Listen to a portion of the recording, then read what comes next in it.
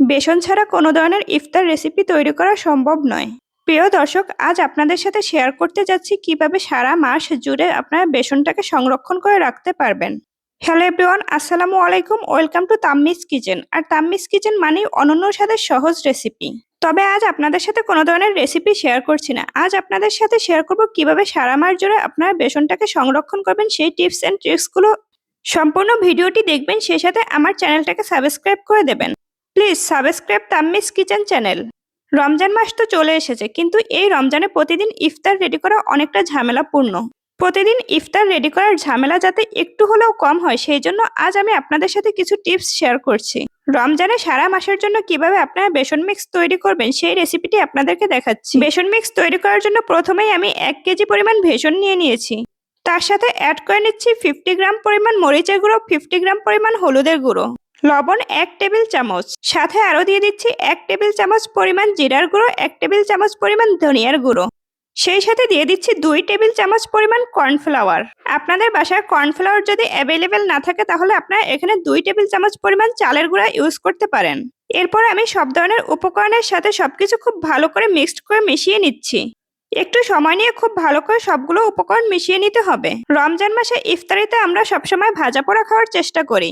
বাঙালিদের ইফতারির থালায় আলুর চপ, বেগুন চপ এসব না থাকলে আমাদের ইফতার কমপ্লিট হয় না। তবে প্রতিদিন বেসন গোলানো এবং বেসন রেডি করা খুব ঝামেলাযুক্ত হয়।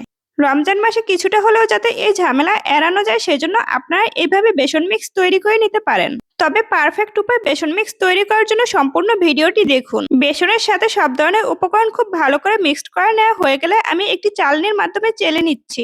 অনেক সময় বেসনের মধ্যে অনেক বড় বড় দানা থেকে যায়, আর যাতে এই দানাগুলো না থাকে সেই জন্যই এভাবে চেলে নিতে হবে।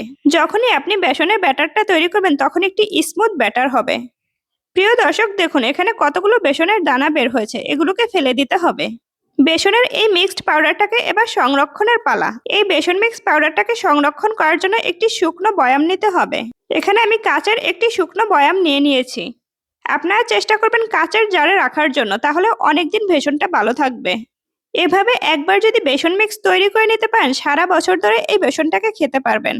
আপনারা যদি সারা বছর ধরে এই বেসন মিক্সটা তৈরি করে রাখতে চান তাহলে মাঝের মধ্যে এটা একটু রোদে শুকাতে হবে।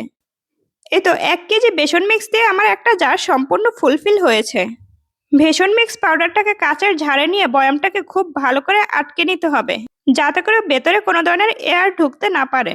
আমি আপনাদেরকে এই বেসন মিক্স পাউডার দিয়ে একটু বেসনের ব্যাটার তৈরি করে দেখাচ্ছি। দেখেই বুঝতে পারবেন কত পারফেক্ট একটি ব্যাটার তৈরি করা যায়।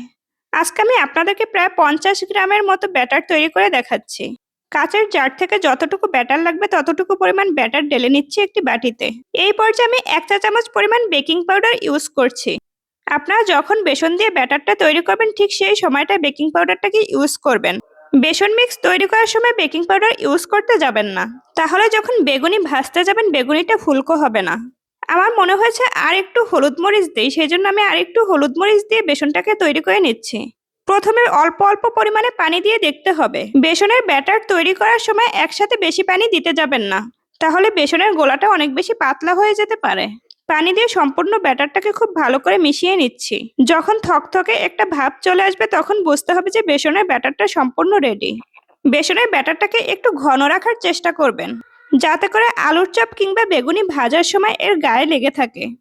তবে বেশি পাতলা হয়ে গেলে আর একটু বেসন দিয়ে দিবেন। একটু মনোযোগ দিয়ে দেখুন আমি কিভাবে তৈরি করছি। আপনারা ব্যাটারের ঘনত্বটা ঠিক এইরকম রাখবেন। আমার মনে হচ্ছে যে আর একটু পানির দরকার, তাই আমি আর একটু পানি দিয়ে দিচ্ছি। সামান্য একটু পানি বাড়িয়ে দিয়ে আমি পারফেক্টভাবে ব্যাটারটা তৈরি করে নিয়েছি। প্রিয় দর্শক, একটু ভালো করে দেখুন ঘনত্বটা ঠিক কিরকম হবে। রমজান মাসে এরকম আরো নিত্য নতুন টিপস পেতে আপনারা অবশ্যই আমার চ্যানেলটিকে সাবস্ক্রাইব করে দিবেন। পুরো রমজান মাস জুড়ে থাকছে নতুন নতুন রেসিপি। আপনারা চাইলে ভিডিওটি সেভ করে রাখতে পারেন অথবা অন্যের সাথে শেয়ার করতে পারেন। সবাই ভালো থাকবেন। সবাইকে আল্লাহ সবগুলো রোজা রাখার তৌফিক দান করুক, আমিন। আল্লাহ হাফেজ। সবাই সুস্থতা কামনা করছি।